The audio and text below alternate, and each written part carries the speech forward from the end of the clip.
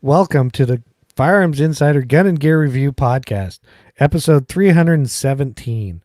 On this show, we showcase gun reviews, gear, and anything else a gun enthusiast may be looking for.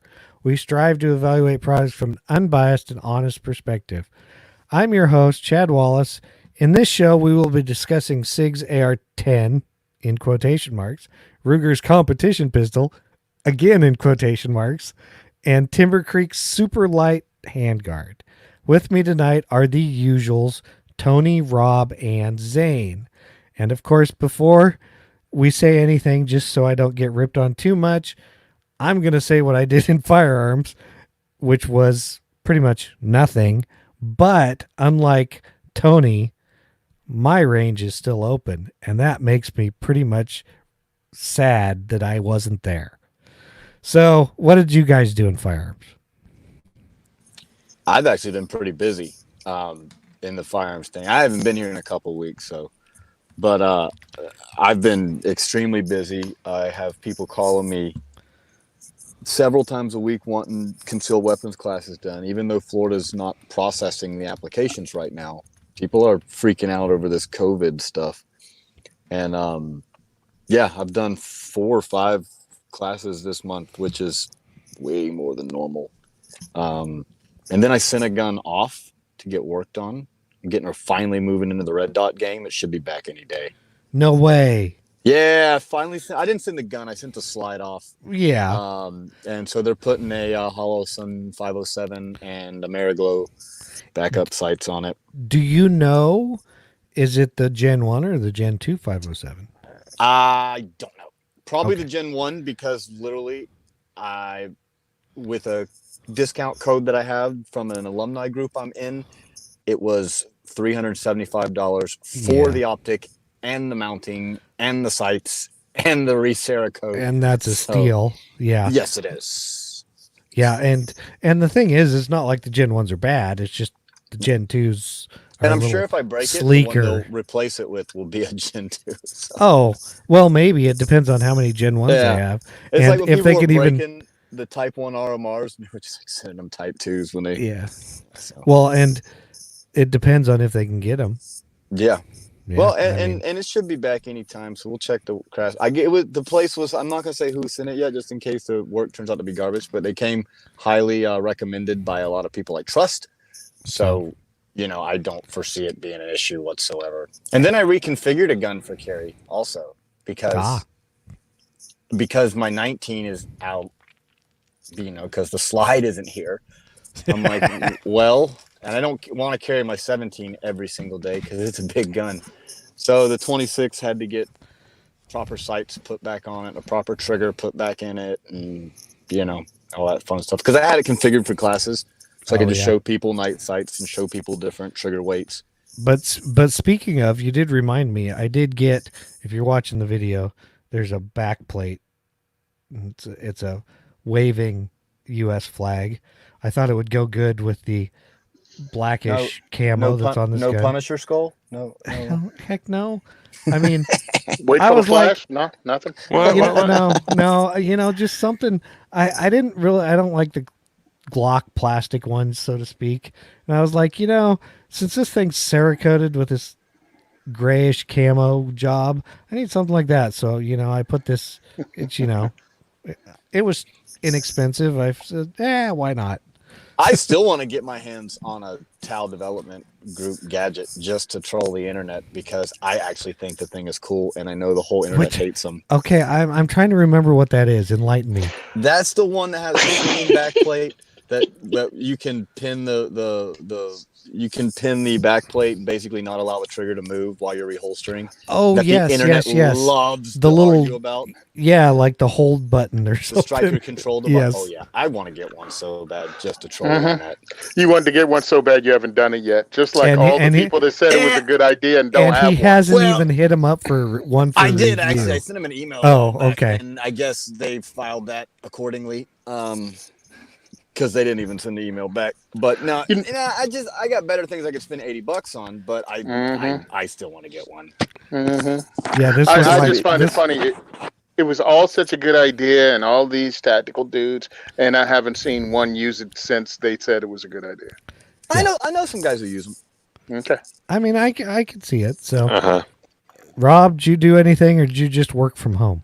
I've been working from home for the last 3 weeks. I'm going to be working from home for another 2 weeks. So yeah, dude, I'm wondering how many people around the country right now that are being told, "Oh, just work from home," are like, "Well, then why the hell I've been coming here every day for the last 10 years?" exactly. I can. Well, see, and I'm with you guys because I'm thinking when they're allowed to come back to work, how many are going to be like, I can come in like once a week. The rest of the stuff I've proven I can do from home. Yep. Oh yeah, everything we're proving we can do. All the home. kids are doing all their schoolwork from home. No, in Oregon, Oh no, they're not. They're not even doing that because the schools are all effed up. So here in Florida, they just issued all the kids. It was just easier to issue them all Chromebooks, and the ones that didn't have internet for whatever reason, they issued them hotspots, and they're just logging in and doing all the work. Online.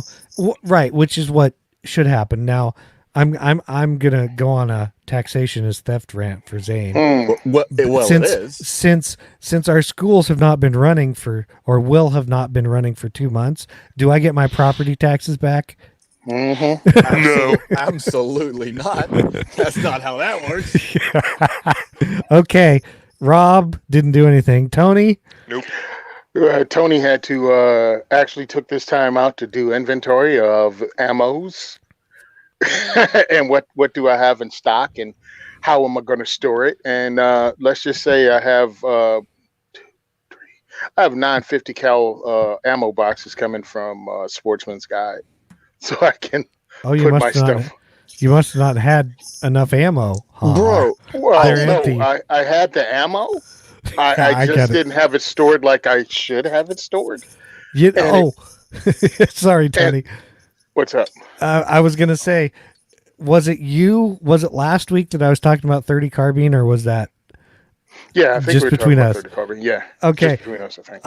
My phone was listening to me because, like, literally 2 days later, Midway USA had 1,080 round cases for $430. Nice. I'm like, nice. I didn't buy any because I don't have $430 I should spend right now.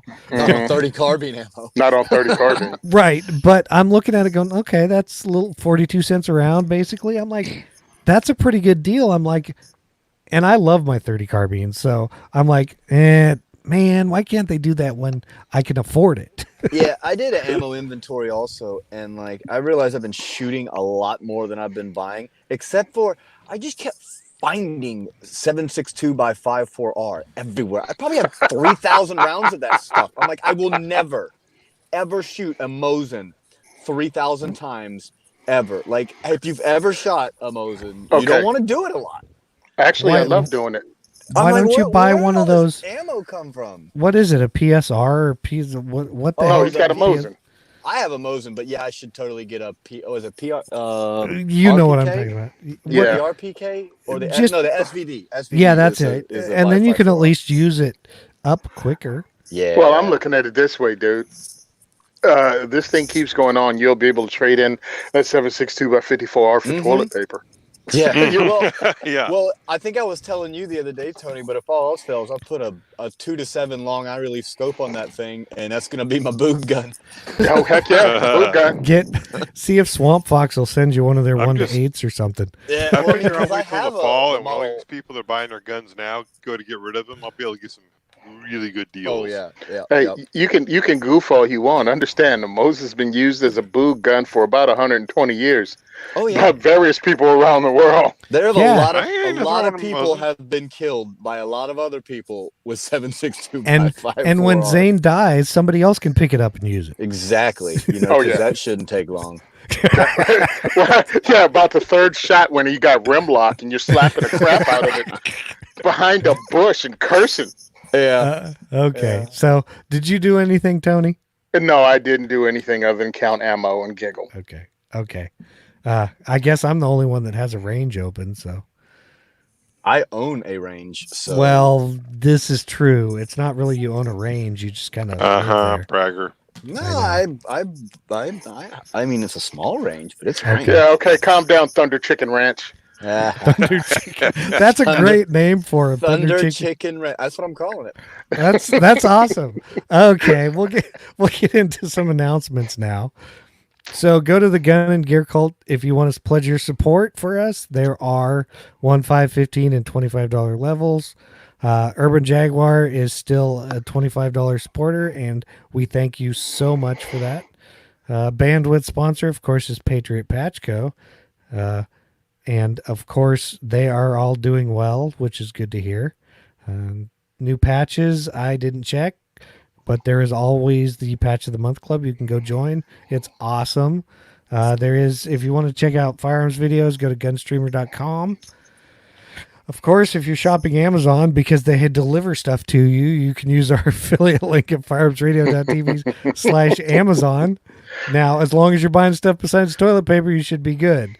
You know, If you buy toilet paper, there's like a 2-month long wait. I'm just saying. yeah, you know, I bought some, not my favorite batteries, but I needed some 1632s for these odd red dot sights I have, so I bought some. And Yeah. amazingly enough, Amazon Prime still worked for those. It took 2 days to get them here. Nice. Yeah, I'm about to purchase a couple more VHF radios just because I'm starting to get a little concerned. So, Yeah, that makes sense. and Amazon still has them, and they're still not super expensive yet. Picked up the cleaning kits for AR-15. Nice. Yeah. 2 of them, the old school, the ones that go into the buttstock. Yep. Yeah. So go Yeah. shop Amazon and use our link. It helps us. Yeah, it does. And of course, we have affiliate links. If you're shopping Matador Arms, you can go to their website. We have a link in the show notes, but if you just go to their website and at the end put hashtag GGRP after it, it will give us credit. So anything you buy, we get a percentage of. Same for the Men 2 affiliate link, so if you need some magazines, they make Glock mags, AR mags. Eventually, they're coming out with like some cool P320 frame that works, or 365 frame that works with 320 slides. Something like that. It's pretty cool. I've been waiting for it to be on their website so we can talk about it. And now it's time for Rob to tell us all about something. Oh my gosh, my turn. The views and opinions expressed in this podcast are those of the individual co-hosts and do not reflect the official policy or position of the Firearms Radio Network and or their employers. This is not legal advice, nor should it be considered as such. Viewer discretion is advised. This is especially true on live shows. And you better watch out because Chad's about to give us one heck of a rant. So, Chad? I'm not going to do a Tony rant, but yes. And then Zane is going to do a review for us too. But I have to go on a rant because, well, I'm pissed off. So I don't know if anybody out there has heard of Keen Footwear, but here's what's going on. You know, their customer support's good, but they make like boots, and also like safety toe boots, hiking boots mainly. I don't know, before in December sometime, I bought some hiking boots from them, and I was like, okay, you know, I've had really good luck with them before. Like literally the last pair I had would last like a year, which is like the longest a shoe lasts for me. So I order them. They get here. I'm like, okay. 30 days later, sole's starting to fall off. Like literally it's coming off the thing. It's like ungluing. So, you know, I'm like, okay. So I send them back. They send me a new pair. No big deal. Literally like 30 days after that, same thing. Sole starts falling off. So they're like, okay. I'm like, I don't want another pair of these because as I can see, they're not going to work for me. Next thing comes up. I'm like, okay. So they give me credit on their website. I buy a different set of hiking boots. Well, I'm at about 45 days, and guess what? Sole's starting to come apart. All I do is walk on these things on concrete, and that's it. And they're starting to do the same thing. The difference is this sole is like one piece, so it's just starting to pull apart, as opposed to like this other one, which was various other sizes. So, you know, and when you spend $160 on a pair of shoes, you want them to last. So I am just warning people, if they've heard of Keen, you may want to stay away from them because I have had really poor luck in the recent future. Of course, the old ones that I had were great, but the new ones, Nope. So that's my warning and my rant. So now we will get into something way more interesting. And Zane, since his internet is working, has a review on a medical kit holster. Yeah, it is the Rescue Essentials ankle medical kit. That's what they call it, but I purchased it unfilled and filled it myself. So it's just the carrier I'm talking about today. So I got it about 2 years ago when I decided to really beef up my medical carry thing. So the long and short of it is I like it. I didn't think I was going to like it because it literally costs like $25, and typically you get what you pay for. Unless you're buying boots. Yeah, apparently. But I've literally had this thing on my ankle for pretty much every day for about 2 years. I mean, I wore it, when I was hanging out with Tony in Indiana, when I did the Steve Fisher class with Rob. Like, it's been on my ankle for 2 years. As long as I'm wearing pants, I'm wearing it. So currently I have it stuffed with a Cat Gen 7 tourniquet. It has one pack of the Celox hemostatic gauze, one pack of regular acrylic gauze, one chest seal, which it just won't fit to, along with everything else. It won't. Sorry. One is better than none. 2 pairs of gloves, a CPR face shield, and an admin flashlight. All right. So all that, and I have no concealment problems with most jeans, except for when they start to get on the skinny side, which I don't really wear skinny jeans, so it's not really a thing. But all my tactical, or whatever you want to call them, pants, no problem there with concealment. From the website, they say it's designed to carry one tourniquet, a 4-inch Izzy, and 2 pairs of gloves. They also claim you can swap out the Izzy with a soft or a SWAT tee and a decomp needle. I don't think most people need to carry decomp needles unless you know how to use them. Because even then, you're looking at a long time for you to use it. It has molly webbing on it. And that's my biggest complaint on this thing is I'm not sure why. I'm not sure what I'm supposed to attach to this thing on my leg. I put a couple different attachments on it and they stick out like a sore thumb. I would like to see that go away and another pouch added. But it's held up well. It's finally starting to deteriorate a little bit. But again, I've literally worn it every single day for 2 years. So for $25, I really can't complain about that. So let's get into the 8 key points. Claim to fame is a low-cost medical kit for your ankle. Target market is people looking for a way to add medical gear to their EDC without filling up their pockets. Features and benefits: it's lightweight, it's comfortable. That's another thing. It's very comfortable. It's not extremely comfortable if you don't wear full-length socks. But I mean, I don't think anything would be comfortable. Like, I've worn ankle holsters and stuff, and yeah, there's not fun without socks. So wear socks if you're gonna do it. But it's comfortable. It's cost-effective. Other aesthetic options available. It comes in any color you want, so long as it's black. What others are saying, I couldn't really find anything.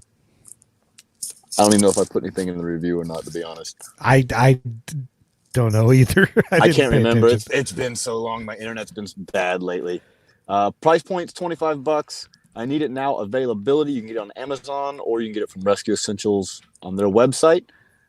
So the ratings: pros, works as intended, stays put, is comfortable, inexpensive, and durable. Cons is the tourniquet isn't covered at the top, so that causes the time little tab to fray. If that's a big deal to you, there's other companies that make ones that cover the top of the tourniquet. It's not a huge deal for me, but it is a con. And then that molly webbing is just weird. That's wasted space. That could be a pouch that goes there, and I could throw another chest seal and an Izzy in. So my score was an 8 because I really like it, and I'm either gonna get another one or I might try something different. I don't know. But if you're looking for a way to add medical to your ankle, it's not a bad little thing. Can you carry an N95 mask in that too? Well, probably. I mean, I do have a CPR face shield in it. So That's I mean, that's good to know. I think those are N95 compliant. I don't know. Kind of. Maybe. So I keep a face shield in there because remember the leading cause of death in this country is heart disease, right? So you should know how to do CPR. And the leading cause of death for people under the age of 45 is unintentional trauma. So you should probably know how to stop bleeding. Like that's So just I made it my past opinion. the unintentional trauma, Right. and now I'm into heart disease territory. So I should die tomorrow. So hopefully your family knows how to do CPR. Who you telling? That's a good question. I mean, they're just come on. My family is not, even if they knew how, gonna do that. You're gonna be like, oh, not feeling so good, are we? Exactly. I mean, I will tell a story because this is pretty good. So this was years ago when Lance was probably 10, 11. That's my son, by the way. We're all eating dinner, and he decides to choke on a piece of pineapple. No CPR needed, but he's sitting there and we're all looking at him, waiting for him to, cough it up, or how kind of when somebody starts choking, they're like, yep. And eventually I'm like, okay, this isn't going anywhere. So, I go over, do the Heimlich, and he spits up his, pineapple, and we go about our business. But it was like, we just kind of all stared at him for a while. I'm like, is he going to do this, or is he really going to make me do the Heimlich on him? Zoe's over there going, I get all the gifts if I'm the only child. Yeah, probably. Because that's my girl. But yeah, I mean, the stuff, just simple medical stuff is always good to know. Yeah. CPR, stuff like that. So no, I mean, so like I have with the department I work for, we have run on calls on people that were choking on food. And it's like, really? Nobody in the house knows the Heimlich maneuver? Like, or the person doesn't know how to do it themselves on like we're gonna come, but it may be too late. Yeah, so you should a little bit of self-reliance. Well, and you probably could have looked it up on. Well, okay, it's Florida internet. If it's like Zane's, you couldn't have looked it up on the internet by then. So the problem is with everyone at home. Everyone's on the internet, and what amazes me is this podcast does so well because like our internet, it's like certain times it's like what the heck? I take it off Wi-Fi, and it's like the actual cell service is worse. I'm like, man, the Wi-Fi is slow too. Yeah, it's bad, and it's because of the system isn't designed for everybody to be using it at once. Because everybody's at home. Yeah, I understand too. But I do want to say thank you, Zane, for that. Also, hold on before we run off on this. I actually went to Rescue Essentials website, and I'm checking out their tactical ankle medical kit. And find Zane's review. You wrote down in the review what you have in your medical kit, right? Yes. Good, because what they have is not good. So it is not. Go and just get the pouch and put together a better kit, because what I'm looking at is not outside of a tourniquet. Yeah, they put a SWAT, I think a soft tee or a soft tee in here. Which a soft tee is a good tourniquet. A SWAT tee or a SWAT whatever, not so much. They're very useful. The intertube? Yeah, the bicycle tube thing. Now, don't get me wrong. I have those. I think they're extremely useful for lots of things. Yes. One of those things, however, is not being a tourniquet. They make they make awesome. They make awesome slings. They make awesome compression bandages. They're great for like stabilizing like a broken rib or stabilizing a broken arm. Like you can use it for splinting. They're great for a lot of things. You can make chest seals out of them. They're just not really good tourniquets. They also make great grips for your baseball bat. Yes, and they work out really good if you got to tie a dog's mouth shut. Yes. Oh, I never thought about that. Do they work? Work on wiener dogs? Probably. Rescue Essentials packed kit is not, and it's like $60, and I just don't like what they put in it. So just buy the empty one. Where's it under hardware? How about you, Tony? If you're going to buy one, just go to his review and click on Exactly. the Amazon link because we get a few Ah, pennies there you for go. it. That's right. Okay. And Amazon has the empty one. They don't have the full one. Oh, all right, So- no problem. See, thanks. You're Yeah. welcome. Okay, now that we're done with Zane's review, my rant, and everything else we haven't officially done today, we'll get it into the product spotlight and discussion. First up, I stuck the SIG 716i Tread rifle in here. And unlike the Tread 5.56 rifle, I'm not going to poo-poo this one too bad. MSRP on this one, there's no real MSRP yet, but they say less than 1,400, so around $1,299, which for what you get, I personally think is a good deal. It is their new 308 lower cost rifle. It does have a 16-inch barrel. I'll go over that here in a minute. It comes, of course, with a 20-round mag. It's basically an AR-10 telescopic stock. It looks like a Magpul stock to me, but it might be licensed by SIG. Everything else you want to know: 37-inch overall length. Of course, it's 2.5 inches wide. It is 8 inches tall because we all need to know this. It is threaded 5/8 24. The handguard is an M-lock, of course. It is direct impingement. It weighs 8.5 pounds. Let's see what else I can look up here on the... It has a 2-stage match light duo trigger. So it is not a single stage trigger, which I would appreciate if it was, but hey, I can't get everything I want. And you can get a few different models. I just put the rifle model in the show notes. And let's see. I think that pretty much answers everything you need to know about it. It has you can get the tread accessories for it, but basically 308 accessories.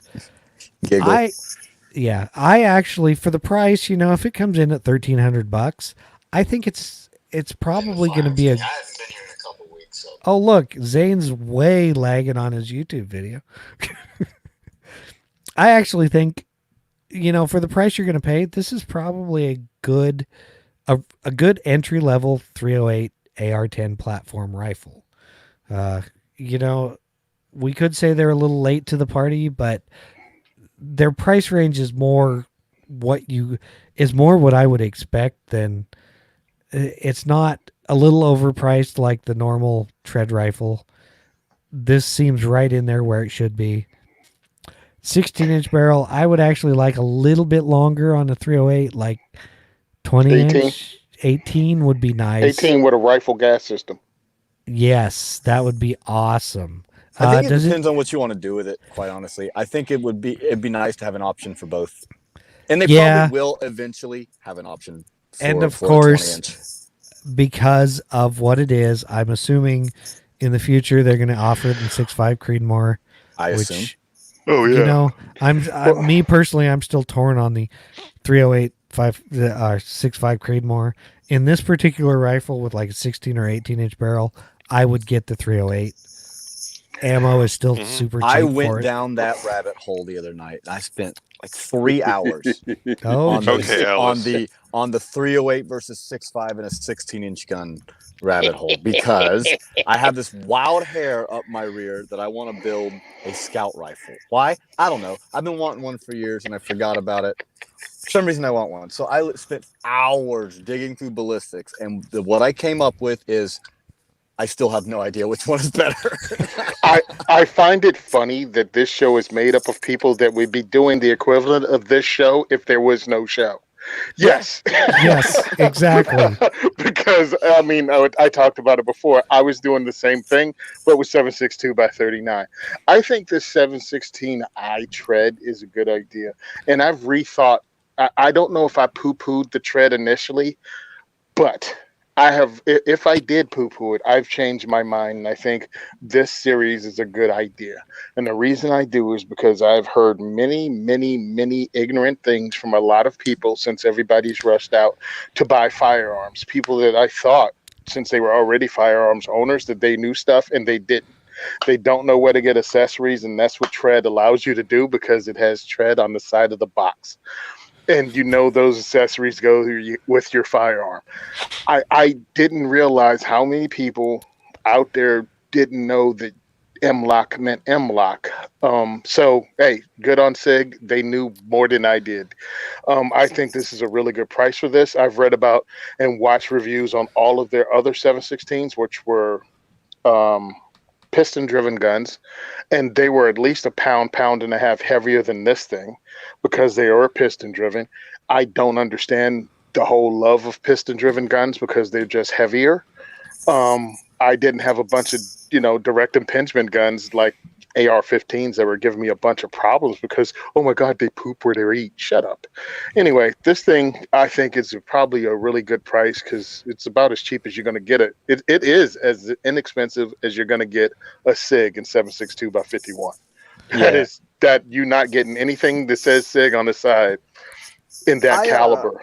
I definitely poo-pooed the Tread when it originally came out. And I think that we all kind of had the marketing scheme of Saint still in our brains when they came out with their marketing, and they invited all these people in and gave them these rifles, and it was just, ugh. I have heard much better things about the Tread rifle, so I'll backtrack a little bit on some of the stuff I said. I was gonna say that when the original, what was it? Was it the 516 Tread, or I don't even know whatever it was. When it came out, my thoughts were they were asking about $200 too much for it. Yeah. Now with the 308 rifle, the 716, I don't think they are. Now, no, that's a good price. And I will mention that it is a special, looks like lower receiver. It doesn't mention it, but according to the pictures, it does have on the rear extension, it does have sling swivel attachment points on each side. So that's cool. Here's my problem with their crap. So I want to find out more about Tread. So about this rifle. So I click on their stupid commercial, and I get to watch like a fisherman and somebody chop wood, and all they did in the entire 2 minutes 30-second commercial was say the name of the rifle. I got no features. I got no close-ups. I got nothing. It's straight garbage. But they're outdoors, Tony. It's getting back to nature with your rifle. It is. Well, and I think going back to what you said about people not knowing what accessories fit on your guns, I don't think the Tread series guns are marketed to people like us who want to know what the specs are. They're marketed to people who, I want one of them newfangled their AR things, even though they've been around for 70 years. Yeah. Right. So I like the idea of it just because, like I was saying earlier, I'm kind of going down this scout gun thing again. And in all reality, a 308 gas gun with a 1-to-8 optic is a modern scout rifle. Like, you know what I mean? And an 8.5 pound weight. I mean, dude. Yeah, it's lightweight. You put a decent sling on it and some decent glass, and you pretty much have a modernized scout gun. I'm looking at this. The only other thing that to me I would be interested in, because again, when you get into 308 or AR-10 style rifles, they just get heavy. I mean, they just get heavy. And this is pretty light. I mean, this weight right here is exactly what an M16A2 weighs. Pretty much 8.5 pounds. And the only thing lighter is the POF Revolution at 7.5 pounds, but it's twice the price. Well, and the POF Revolution is kind of a hybrid. It's running the smaller AR-15 style receiver kind of with it's a hybrid. I mean, It's the a nice smaller thing about gun. this particular rifle is it looks like they designed it for Magpul magazines instead of their own proprietary. Yeah, it just uses a Magpul AR-10 mag. So Sig, if you're listening, because I know you are, I'll take one of these. But yeah, I'm swapping that trigger out. And please contact Gun But Gear you like the Review two-stage trigger? at gmail.com to get it to Tony, which it might never do. It'll eventually get to Tony. The two-stage trigger, I'm learning on the M16A4 build. I just need more time on it. You know what I'm I saying? can take. I would take a 2-stage trigger and if it had a longer barrel, but with a 16-inch gun, I mean, I don't think the idea for this is precision. So I like and I like single stage triggers better for everything. Yeah, me too. So but that's just personal preference, though. I mean, I'm like, it's a 2-stage trigger. I'm like, can I just get a single stage trigger? That's all I need. Although I'm Just drop a Geisley I'm trigger one of in those guys that beats the trigger like it owes me money, so I don't care what kind of trigger's in it. Yeah, okay. Hey, what is it in the middle? Okay, right. If you guys are pulling up their homepage and you have the 716i tread in front of the dust cover, but about a couple of inches, what is that thing On the top? on the top? You know, Is that I a saw bottle that. opener? What is that? I wonder if it's something to do with how to remove to put different handguard. Yeah, hand guards on it. Because like if you click up at the top, let's see, if you go to the tread, they give a few different options. It doesn't really say. Yeah, you know what that is? I bet you that's the way they mount the handguard to the upper receiver. Yeah, that's kind of what I'm wondering. Because some of the others don't quite have that look to I it. saw something about a proprietary blah blah blah system. Well, I bet think it they is. have okay, so I've listened to everything I could find on it, and yeah, they have a different rail. Like you can swap their rail out with another rail. I don't think there is something. I don't think you can use like the TimberCreek on this. Yeah, because their Right. details is so. Yeah, It extensive does on not- the website. It is the work. If you want to learn about the tread, you better go somewhere else because you're Yeah, not going go to to- find it on their website. go to one of the other articles put out by like Recoil or something. They're a little better, but they don't really tell you much. So that's kind of the limit. But I'm guessing if you aftermarket support, it's probably the same thread. So if you bought an aftermarket AR-10 handguard with a barrel nut and everything, you could probably attach it. Don't quote me on that though. Well, I guess we're done with the SIG tread rifle. So now we're on to something that I'm really trying not to laugh about. I'm so excited for this. I can't even say it. Ruger has brought out their American competition pistol. So you could say it. I could say it. MSRP is $579. The reason I'm having problems saying this is I don't see Ruger ever competing with other manufacturers in a competition market with their pistol. Now, With their centerfire pistols. Let's give them credit. Okay, I will say that because with rimfire pistols, yes. I will go through this and then I will try to not laugh. It does have a 17+1 capacity. It is in 9mm, as you probably guessed. It has a 5-inch barrel. You know, it's got a wraparound grip module as opposed to just a like rear insert. Of course, the size they list as competition. I don't know why. It is only 1.05 inches wide. It does have an adjustable rear sight and a fiber optic front. It does weigh 34.1 ounces. It's 8.31 inches long and 5.6 inches high. The sight is serrated on the rear to help with target acquisition. The slide is drilled and tapped for direct mounting of red dot reflex optics, including Vortex Burris Sightmark Doctor style MRD micro red dots. So Sights. they use the wrong. They use the wrong footprint. That's what Yes, you're saying. they didn't use an RMR footprint or make it so you could use either. Let's see if there's non-slip grips. It is tested. You can use plus P ammunition. Don't ask me. Ooh. It is a pre-tension striker system, featuring a strong striker for positive ignition without a heavier trigger pull. So it is striker fired, not their hammer fired of some of their other guns. It does have an ambi slide stop and mag release. Let's see. The slide has cuts in it to make it lighter, I guess, because it is not a ported barrel. Oh, yeah, just a ported slide, they say. It is black nitride finish. Okay, that's enough of that stuff. Now, I am going to mention I don't see this as a competition pistol at all, but because of the price, I can see people buying it just as kind of a, hey, I have a competition range toy pistol. I'm not saying that Ruger makes bad pistols. They make a lot of good stuff, especially for the price. Now, competition pistol, I guess if you're shooting USPSA production, maybe, but then you have a 10-round limit.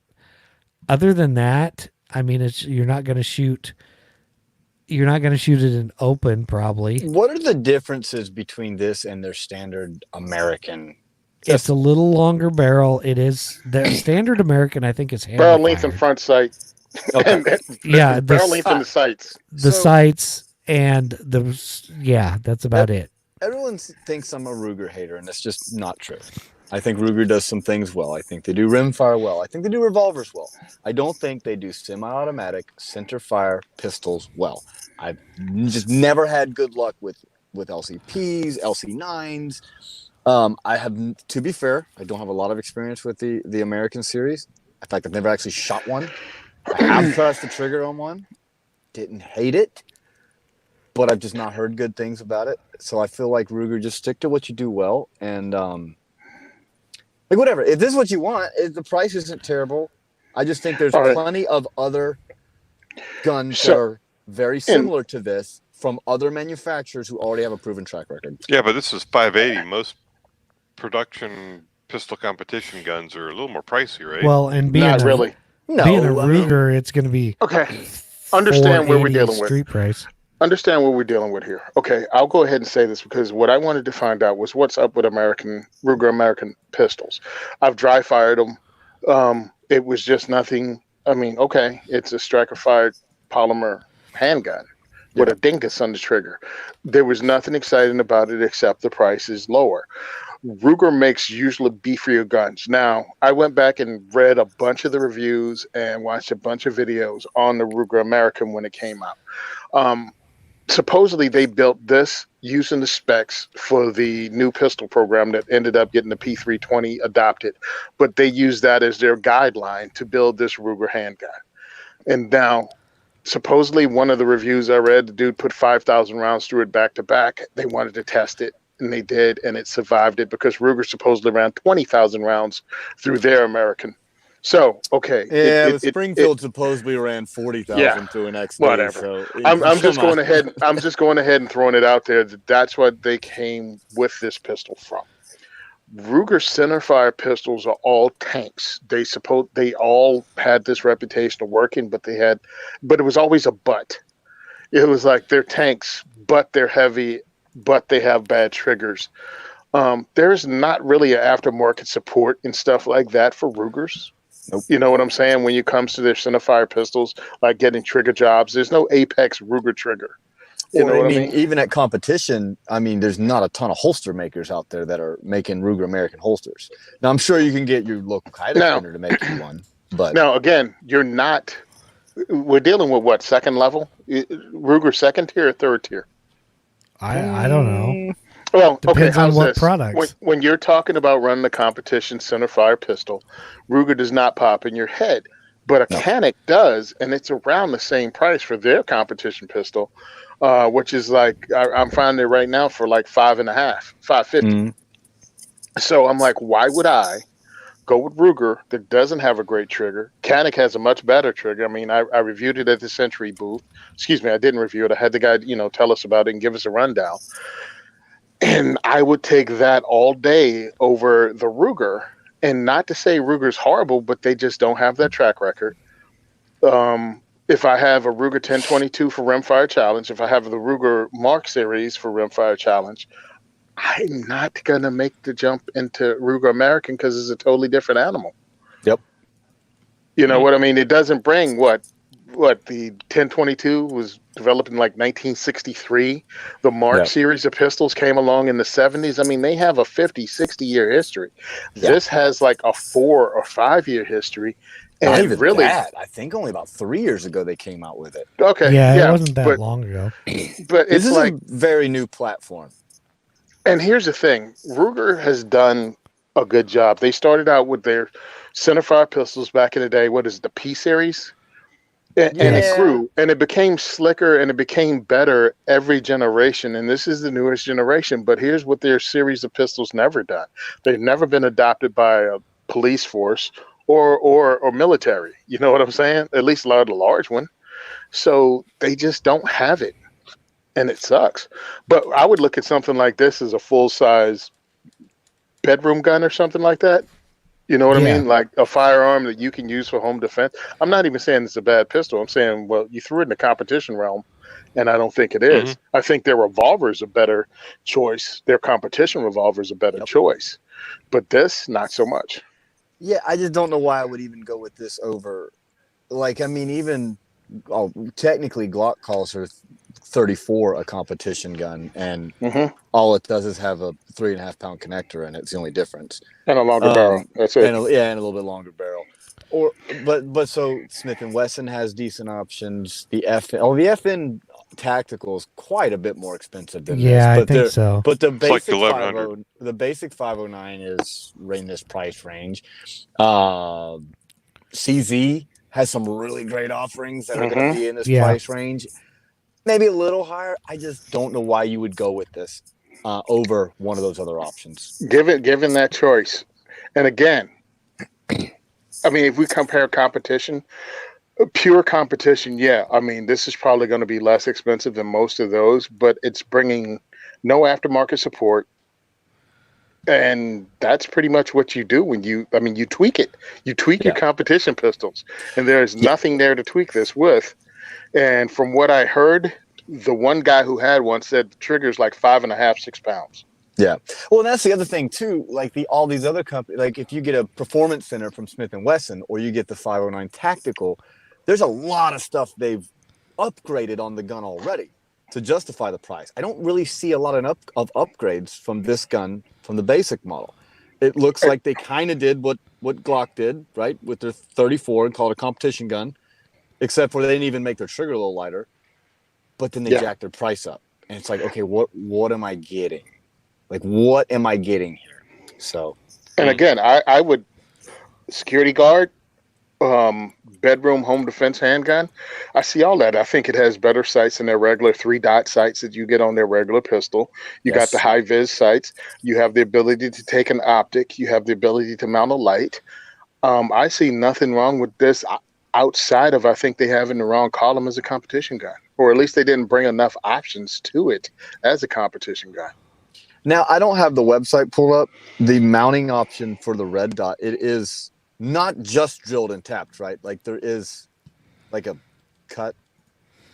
There's a little, you can kind of see it. There's a little mounting plate. Okay. So it is recessed a little bit. It's the wrong footprint, know, but whatever. Well, if it's for competition, to be fair, a lot of those optics are very popular for competition. It's just not nearly as popular for carry because they're not as durable, right? So, and also this, if you're in the Ruger money, you're probably in the Vortex or the Barris money. Yeah, but that hollow, son. Yeah. Oh wow. The Hollowson won't work on this? No, it's wrong. Wrong footprint. Hollowson uses an RMR footprint. Wow.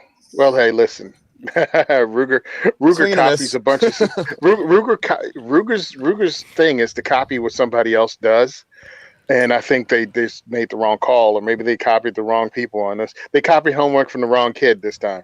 Yeah, they copied it from Zane this time. So, sorry. Oh, by the way, no extended mags either from Ruger for this. Right, and you know 17 rounders only. That's a big deal, especially if you're shooting production, which this would, like you said, this would be the whatever class you would shoot this in. The 509 has 24 round mags for their. Well, what And I you was can going to shoot- say, right, and you can, as long as they're under whatever 155 Millimeters. yes, but Mhm. it's a length, but you still have to load them with 10 rounds in production class. That's single stack, isn't it? I don't know. I'm not a No, competition that's shooter. I don't know. no, it's production class. And the Canic has 24 round mags. So Yep. again, Glock has 24 round factory mags now. so 20. And like Yes. Glock, you can get 21 round mags, which are like USPSA. What is it? Legal, not for open, but Mhm. for I misspoke, by the way. Canic has so- 20 round magazines. Okay. But yeah, dude, I'm like, just the important things for competition pistols that Canic brings to the table. That who else just did a competition? I mean, yeah, I know that's. Yeah, I can't remember off the top of my head, but yeah, I know what you're saying. Well, Walther just came out with a Q5 thingy, and SIG has a competition model of their 320, 320 and I think yeah. that's newer. yeah, Everybody's doing it. I mean, everyone's fair. doing it, and it's cool. But the price point Ruger was going for, it still have other people there with better options. So yeah, I think it's a swing and a miss. I think maybe you should do a Gen 2. Lighten the trigger. I think you should bring more accessories out if Ruger itself has to bring them out. That kind of thing. And I really think this could be a home defense gun. Yeah, that's Recategorize this. Yeah, I really think you're right there because, it's something you could put in a safe in a nightstand. Does this have a threaded barrel on it? No. No. Oh, so No. and yeah. So it needs to, if you're going to call this competition gun, it needs to threaded barrel because people are putting comps on their competition guns, right? And also, the competition gun is not in 40. I'm sorry, but a lot of competition, the power factor. Yes. If you want to make missed major that too? power, that's the only time I think 40 caliber is acceptable in today's day and age. Well, I but yeah, personally have an argument with that. I think they should change it so that you could use 9 because I think so because I That's think at just this me, point. yeah, But there exactly. are some, you can get some 9mm rounds that make power factor, can't you? You just got to get like super Yeah, it's duper called like plus 9 B plus. major or something. Yeah. But then you can't shoot it in limited because limited has a 40 caliber limit as the floor, so you can't shoot a 356 projectile. So if you're watching this and rolling your eyes, understand what we're doing is pointing out all the ways Ruger failed. Yeah, exactly. To put this in a category they named it after. Yes. Yep. So I guess we're gonna, lay the old Ruger American competition pistol to rest on our nightstand where it should be. Yeah. Yeah, and we're going to go on to something that I think everybody here is probably going to like, and that is the TimberCreek has come out with a new 13-inch ultralight handguard. They used to only have the 15-inch. Now they're offering a 13-inch. For some people that tend to like a little shorter handguard or are putting it on a shorter barrel, it kind of just depends on what you like. If you don't want the full length, basically it's 20% lighter than their standard 13-inch handguard, which they don't list a weight, so I couldn't tell you how much it is. All I know is I have picked up the 15-inch one, and you pick it up, you think, okay, this is going to weigh like 10 ounces or whatever, say. You pick it up, and then you fumble around trying to catch it because it's so light. I really have to say these things are super light. I don't know what they do, but they are some of the lightest handguards I have ever felt. So to say that, they now offer it in a 13-inch length. You can get it in a bunch of colors. Black, of course, blue anodized, burnt bronze Cerakote, FDE Cerakote, OD green Cerakote, orange anodized, purple anodized, red anodized, tungsten Cerakote, and urban gray Cerakote. Dude, look. All right, I like the guys at TimberCreek. They're really cool. They supported what we do. They help furnish the Rob rifle that we use at diversity shoots. So if you've seen the rifle with the awesome red anodized furniture, that's TimberCreek. But when they showed me their ultralight, it's exactly like Chad said. You go to pick it up and then you have to catch it because you thought it was going to weigh between what, like 15 ounces or something. Because usually, what is it? Pretty much an ounce an inch on a lot of these handguards. Is that the one we played with at up in Indianapolis? Yep, we actually took a picture in front of holding their stuff. Oh yeah, that thing's stupid light. Like it's not even. And that was probably was that the ultralight or that? I don't think they had. I don't think it was the ultralight. I think it was the original lightweight one. Well, that thing didn't make sense to me. Yeah. So if this one's lighter, it certainly doesn't make sense. And the colors pop, dude. The colors they have. See, I don't like the colors. That's just a personal thing with me.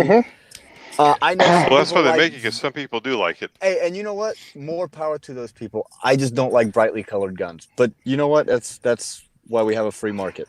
Right. And I love the guns for what I was using it for, which is definitely to have people's eyes drawn to the AR. And it's not that evil black rifle. And if you want to make a lightweight rifle with some rails on it, dude, Faxon pencil barrel.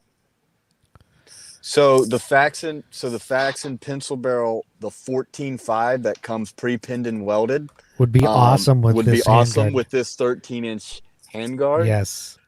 Like, I'm just saying that would be a way to go. Now, the only complaint I do want to talk about the colors again, just real quick. Okay. The one complaint I have is I hate blue. Really? Yes. Oh, because blue means training. That's blue right. Means not real. Blue means inert. I hate when people paint their guns blue. That's just a whatever. Again, the rest of the colors. Okay. Blew the heck out of it. I just a Smurf gun. Blew the heck out of it. I don't know. You'll figure it out. Yeah. Yeah. Well. Yeah. That's fair. So it is M-lock if you hadn't figured that out. But I don't think I said it. It does require a low profile gas block. It does not have a full rail on the top. It has some M-lock slots, and then at the front and the rear, it has a short bit of pick rail. Their regular light handguards have a full rail on top.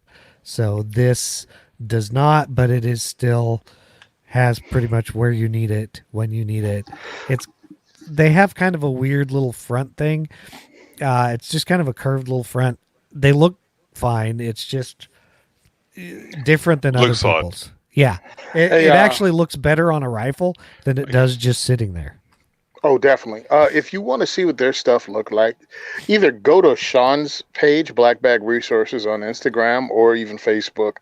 He's always taking pictures of his builds because he's coming up with some really cool one.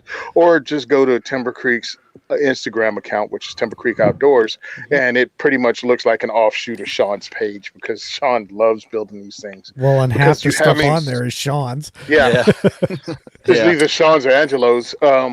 But it has so many colors that you can put stuff together. So Sean put together a Transformer. So he put together an Optimus Prime colored and AR, which is awesome.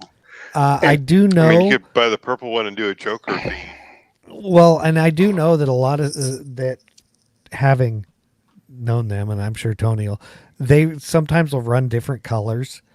So you might be able to get like a green anodized as opposed to just Cerakoted. Like I think Sean has a green anodized version. But sometimes they'll run special ones. Like I don't think they list the pink on here, but you can get pink in other stuff.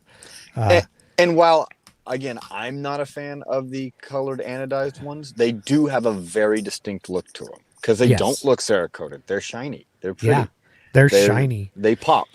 Again, if that's something you're into, I don't know anybody else making shiny, colorful stuff. Not for the price they are doing it. Right. Because, there are other companies, but they are way more expensive. They are, I will say, it does have a barrel nut. They have no timing or shims. It is just a clamp-on style handguard. That is nice. They do have a lifetime warranty. If you've ever had to time, that's annoying. Is not fun. Gotcha. But you don't think they took too much weight out of it where it'd be like flimsy? No, you would be amazed. Okay. I mean, And the longer you go, of course, they're going to have flex in them because they are not a rigid handguard per se. I mean, I wouldn't So what mount you're saying is give a Tony laser enough time and he'll device. break it. Yeah, I wouldn't No. mount a laser device to it, Right. but I mean, a backup front sight, yeah, no problem. Yeah, and that's the thing is they will flex, but they're not going to give you any problems.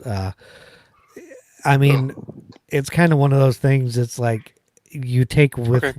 everybody else's flex, but you're not going to break. It's not so light you're going to break it or bend it continually. Well, we haven't trashed it yet. I've been using the one that they hooked us up with, the parts they hooked us up with. I haven't broken the rod rifle yet. I haven't destroyed any of the ones that showed up at the Minuteman Challenge diversity shoots, and I think Angelo built one out of like made one a 450 Bushmaster. So, I mean, just gripping it, holding on to it, shooting it, you're not gonna mess it up unless you really try.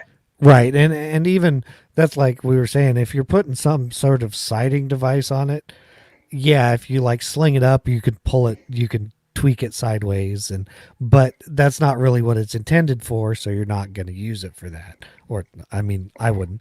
And I'll throw in a little extra for Timber Creek. They pretty much have matching accessories for the Every same color. color of every you need. So if you need a forward assist or charging handle, not the stock but the buffer tube, they do make pistol grips. To each their own on those. Tony has one that I sent him. If that tells you how I like it. Dude, it was a cool color though. It was an olive drab. Yeah, it was OD green, but that was the only thing is like, it's OD, but it just doesn't feel right for me. But that's kind of a personal thing too. It's like, okay, but that's the new handguard that Timber Creek is making. I think if you're trying to do like a lightweight build, this would pair so great with, like I was saying, that the pencil barrel, that Faxon 14.5. 14.5. Yep, pencil barrel. I think that would be pretty slick. I'm thinking I might have to hit these guys up, see if I can get like a full kit of their stuff. Hit up Faxon for one of the lightweight pinned hand guards. You know what? Faxon actually makes ones now. I think they're not even pinned. The brake is just part of the barrel. Yes, they do, and the 750 gas block fits over them. Yes, yeah, that is correct. 750 block or 650. No, I think it's a 750. They make the muzzle brake that size, even though the pencil barrel's smaller. Yeah. And I think they have a 750 gas block, if I remember correctly, and the muzzle brake so that it'll fit over. Yeah, because I really want to put a weight build together for people that go, oh my God, this rail gun is heavy. And I'm like, it's 7 pounds. So if I can do something for 5.5, 6. Well, and that's the thing is, depending on what you do, I have a 16-inch barreled AR that literally is just under 6 pounds with a red dot on it. I mean, it's nothing special. It's just, Yeah. Oh, I hate the proprietary hollowed out skeletonized parts, bolt carrier groups and all that. No, I don't dig that because I break stuff. Yeah, I get you. Listener feedback. I mean, we kind of had some, but it wasn't worth putting in here. There was a guy, I don't even remember where, I'd have to look it up on the email, not too long ago from last week's show, saying if people needed stuff to learn how. He sent us a thing saying if wherever he was at, if anybody emailed us to send him his way, he'd be glad to help train new gun owners just in safety and stuff like that. So we appreciate that because, the more the merrier, and putting good stuff out there is always a good thing. So I guess it's time for Tony to talk about stuff he doesn't know about. All right. Yes, obviously I don't know about it because ranges in New Jersey have been shut down. It's that simple. So what I'm trying to do is make diversityshoot.com a place you can go at least to find some information out. So right now, Artisan Tony has it set up that the 2A4E podcast is actually on my page, so you can go there. Also, if you want to write your legislators, which since you're home, I suggest you do, and shut down that new, 5717 bill that the idiot that thinks Guam is going to tip over and sink into the ocean put forth. God, terrible bill, even terrible legislator.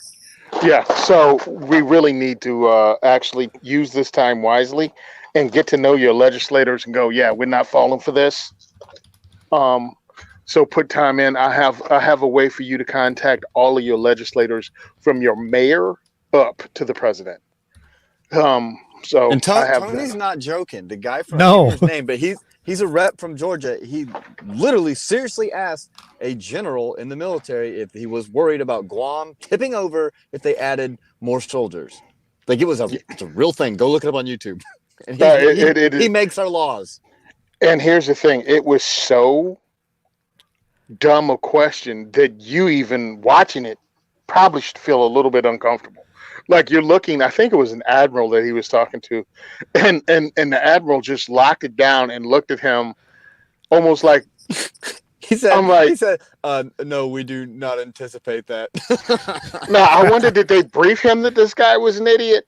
Or did they just send him in cold just to see, all right, look, guys, look at around 13:45. He's going to get up and he's going to speak in front of us. We got to turn on C-SPAN back at the office just to watch his face when this guy starts talking to him. Yeah. Anyway, the 2A4E Diversity Shoot, the podcast was just released. Episode 71, Not My Apocalypse, is out.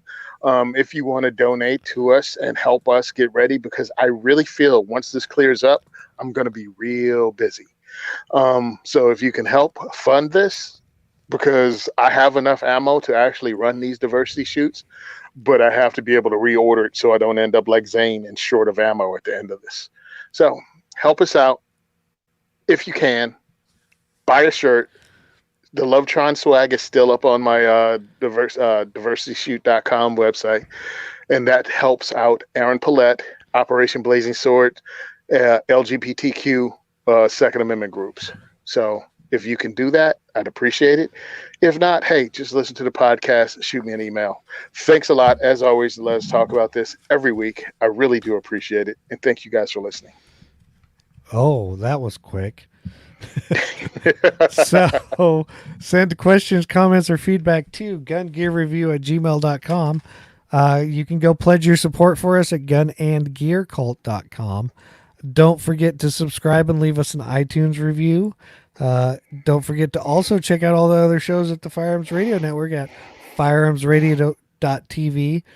Be sure to visit the Firearms Insider for reviews. Check us out on Facebook, Instagram, and I did start a TikTok account, but there's absolutely nothing on there. But if you want to follow us, hey, it's the future, so we got to be there. At Firearms Insider, of course. And also, thank you for listening to the largest pound-for-pound podcast on the network. And, of course, we are out. See you guys next week.